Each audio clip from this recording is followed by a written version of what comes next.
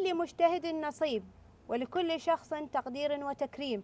الآن مع فقرة تكريم التلاميذ المتفوقين، وهم كل من: الأول A نوفل عبد الملك ملاك صفاء، الأول B يمان طه وماريا علي، الأول C علي سعد قسور أحمد، الثاني A رزان علي سعد حسن محمد شمخي، الثاني B يوسف أحمد محمد شمس مصطفى، الثاني C محمد عماد سعدي زينب علي سعدون، الثالث حسين ضي دانيال إيهاب، الرابع زيد ضي حسن مصطفى، الخامس زينب كرار عدنان سامي، السادس إسلام مصطفى رقية حمدان.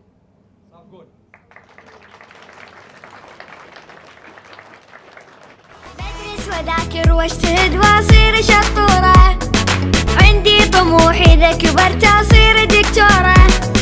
بدرس وذاكر واجتهد واصير شطورة، عندي طموحي إذا كبرت أصير دكتورة، أو أبغى أصير ما أرضى بالتأخير، طيبة وأساعد لكني ما أرضى بالتقصير.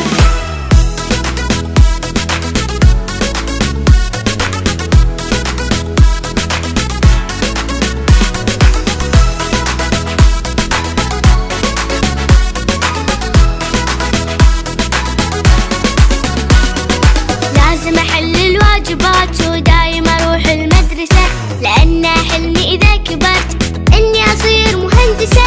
لازم أحل الواجبات ودايم أروح المدرسة، لأن حلمي إذا كبرت إني أصير مهندسة، أو مسؤولة كبيرة ودايم هدفي التطوير.